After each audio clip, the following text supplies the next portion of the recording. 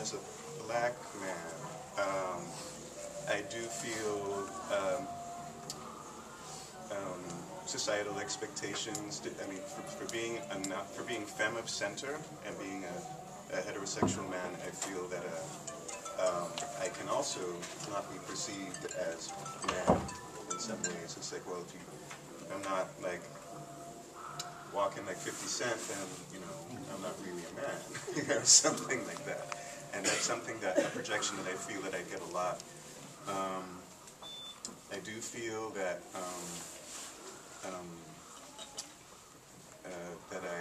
even though it's different to an experience of a woman of color, I do feel like I can be exotified as well. True story, I was at a party and I was approached by a white woman who started talking to me very flirtatiously, and within 15 minutes she asked me if it's true that black men have big penises. And this is like a 30-something, maybe early 40s-year-old woman. Like, this is not high school,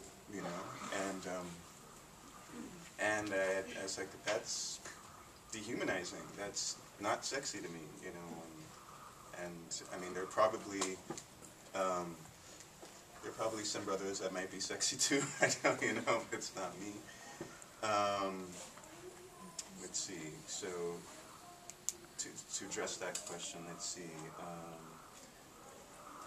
I also feel like my engagement with feminism also comes from family ties as well, and seeing what my sister has been through, seeing what my mom has been through. My sister is also a DJ, and she would tell stories like showing up to the club with her records and security saying, just because you're carrying your boyfriend's records doesn't mean you can get in for free. I am the fucking DJ, and so it is solidarity with that. It's like, as a heterosexual man, I feel that if I say that I love women, that this has to be a part of it. That I can't just say, yeah, I love you, yeah, but you deal with that stuff, So I feel like it's a part of the whole package, just being human. Let's see. Yeah, I think that's it. Were people able to hear me? Okay. So in the back. Alright, well, I don't really know where to start. I guess I should start by saying that I can, and I intend to only speak from one experience, and that is of a fourth-generation queer-identified Chinese-American man of color who grew up in the Bay Area. And I think... Speak up? Sorry! Okay, so I feel like my first engagement with feminism started when I first came out of the closet, which is around that dark ISH middle school era where nobody knows who the fuck they are. And so I guess I found a kind of havenhood in seeking out women because there wasn't the same access to masculinity as an outed queer person as there were to, I guess, heterosexual or like passing men. And so it was important for me to find that sort of allyship, and in aligning myself with women, and in women aligning themselves in solidarity with me against homophobia, I kind of developed this coalition and learned to go with that. And I guess that's what propelled me to apply to Sarah Lawrence and go to a predominantly women's college. But anyways, I'm going to talk a lot about, I guess, media, because it's my jam and it's like an object of like scrutiny for me, especially as a film person. But I feel like in the same way that women of color femininity is defined in stark opposition to white femininity, the similar can be said of men of color in terms of masculinity, in that like color is kind of used as this like contextualizing intermediary that's used to reify and define white masculinity as central and default. So basically, it's to the point where people of color become wallpaper, and we're there for the purpose of like providing context to provide definition for whiteness. So like, I think that the main difference lies along the lines of gender, in that one can assume that in a patriarchal society that media has a dominating male lens, and that sexual objectification of women is taking place because of the nature of this male lens. And so I think that while women are kind of like seen as this like physical experience, and like they're kind of transmuted into this sort of like object of lust, what happens on the other end of the gender spectrum with men is that they're kind of seen as like either phalluses, like hypersexualized, like the black man, or they're seen as castrated and emasculated and therefore non-threatening, like on the other side of the spectrum being like Asian masculinity. So, I don't know.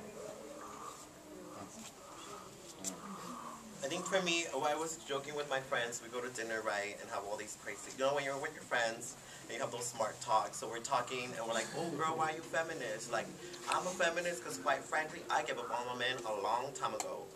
So that's when I'm like, oh, that's deep. But at the same time, that's real deep.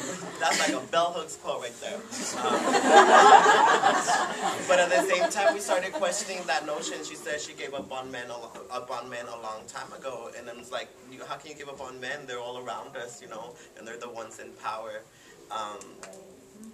You can't give up on men, and I feel like it, for me, so especially for me, with the work that I do, it's always geared towards brothers, simply because when I was growing up, I really didn't have an outlet or a model to, you know, I grew up with a single-parent household with my mom, and my mom was hella patriarchal. Like, she was the type of, like, if they beat you up outside, you come home crying, I'm gonna beat you up too, you know, like, real violent like that. And now I tell her these things, like, now I'm starting, because I'm learning the language, and I'm really trying to get her away from the trauma, so we're sorting it out, right? So I tell her, like, Mom, you were really violent. That's really fucked up. So, like, you need to work that out. It damages your spirit. And she's all, and you know, and I'm like, and I understand you get this from novelas, you know, because you want to be like the badass, powerful mujer, and you know, there's a level of power. You know, my mom didn't see being intimate and caring. That wasn't power for her. For her was asserting her power in the household and asserting her power on the job. And if you didn't do things the way she wanted them, she will assert her power physically and emotionally. And a lot of times it wasn't caring. She wasn't like, oh, you know, she would beat you up for spilled milk. And as I feel like that as boys, I grew up with you know, my cousins, and I see them, like, some of them are in jail now, some of them are like, you know, have babies, and I see them, and we grew up together, and it's really interesting, like, the different paths that we took, you know. How did I become a poet? And decided to write all these troubles down, and why is he in prison now, you know, and like, you know, now writing letters to me. And so it's really interesting because I feel like we grew up in the same household, but at the same time we process things differently, and that the stuff that was given to us, we sorted out differently. And because a lot of them were not allowed to be emotional in our house, they bottled up all this rage and this anger that just became self-destructive and really toxic. And I see how they talk to their kids and their wives, and I'm like, oh girl, you shouldn't be putting up with that. I know he's my cousin, but you gotta leave him, you know? So it's very, for me, like, I'm at that lens now, like, was it because I was queer that I sorted out to feminism?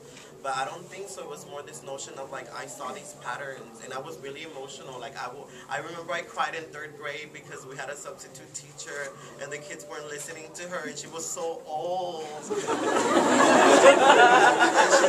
she was so fragile, and and she was this old white lady. I'm like, oh my God, this lady's too nice for this school.